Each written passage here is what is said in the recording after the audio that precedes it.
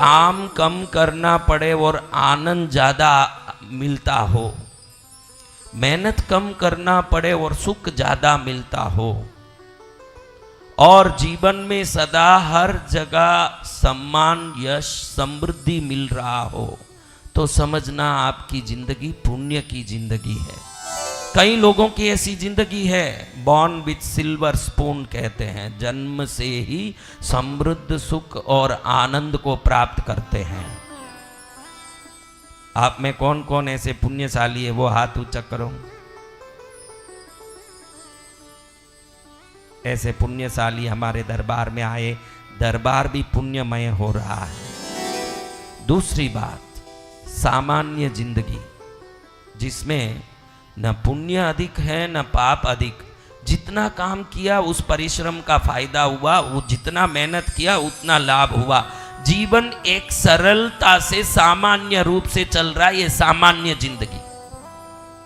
ये कितने लोग हैं भाई, हमारा जिंदगी सामान्य रूप से जो कर रहे हैं वो हो रहा भाई, उससे ज्यादा मेरे पास नहीं है भाई। ये देखो, एक पुण्य की जिंदगी, एक सामान्य जिंदगी।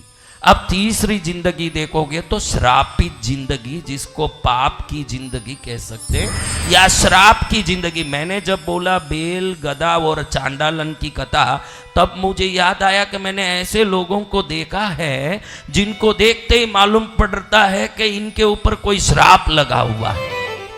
इसी जन्म का भी श्राप इसी जन्म में काम करता है, पूर्व जन्म का श्राप भी इस जन्म में काम करता है, अनंत जन्म पहले वाला श्राप भी काम करता है। आप कभी कभी देखे होंगे, किसी के पास बैठते हो तो बड़ा गोरा आदमी होगा, कपड़ा सब अच्छा पहना होगा, आपने देखा होगा, लेकिन उसके पास आप बैठ नहीं पाओगे, उसके शरीर से एक बदबू आता होगा, पसीने का, गंदगी का। देखो, पसीना तो सबके शरीर में आता है, लेकिन सब पसीने में इतना दुर्गंध नहीं आता। आपने ध्यान से देखा हो, कुछ लोगों का शरीर ऐसा होता है कि नजदीक बैठना अपने लिए नामुमकिन हो जाता है। देखा है ऐसे किसी को? देखा बहन? तो ये है पाप का शरीर। कौन सा शरीर?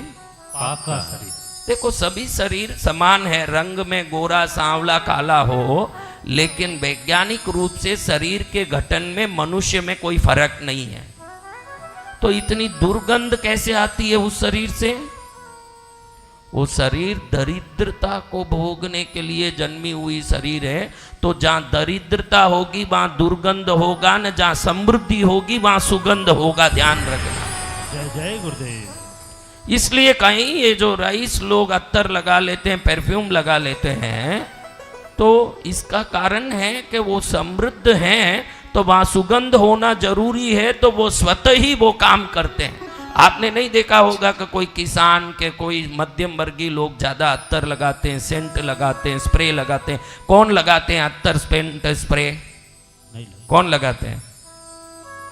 हाँ, पैसे वाले लोग लगाते हैं, है ना जी भगवान। तो पैसे वाले हैं इसलिए नहीं लगा रहे हैं, उनकी समृद्धि अपने आप अपनी व्यवस्था को पूरी कर लेती है, क्योंकि जहां समृद्धि है वहां सुगंध होना जरूरी है, तो ये अपने आप लगा के उस कार्य को पूरा करते हैं। आप ये ध्यान रखें। और जहां दरिद्रता है वो भी अपने आप अपना काम पूरा करता है। जहां दरिद्रता है वहां अपने आप दुर्गंध का व्यवस्था हो जाता है, शरीर ही वो दुर्गंध निकालता है।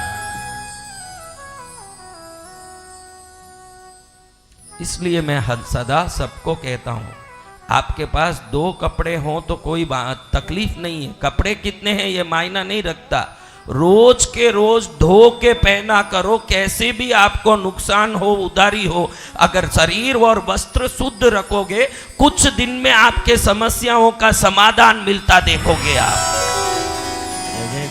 सभी समस्या में सबसे बड़ी समस्या है गंदगी, ये ध्यान रखना।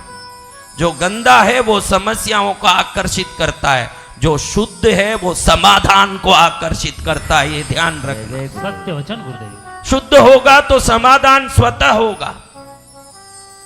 आजकल ये जीन्स पैंट एक नया आया है, क्या? भले 15 दिन पहन लो, दिखेगा नहीं कि 15 दिन वाला मामला है। पहन के रोज बैठे रहे 3 दिन, 4 दिन, 5 दिन, 7 दिन, ये जिब्बा कुर्ता पहने हुए मूर्ख लोग हैं, क्योंकि ये दूसरे दिन तो बदलना ही पड़ेगा। अगर पहन लोगे अगले दिन दिखा देगा कि काला हो रहा है, गंदा हो रहा है। इसलिए हमारी भारतीय परंपरा में ये सफ़ेद वस्त्र, अंग्रेजियों को देख नहीं सकते, वो ज़्यादा से ज़्यादा डार्क कलर के कपड़े पहनते हैं। भारतीय अधिक से अधिक सफ़ेद वस्त्र पहनता है, क्योंकि भारतीय शुद्धि को मानता है ना, अंग्रेजी में अपने परिपालन को मानता है। अंग्रेजी को है कि कम से कम काम करें ना, ज़्यादा से ज़्यादा फायदा हो। भारतीय ये सोचता है कि मेरी शुद्धि ही सबसे बड़ा फायदा है मेरे लिए।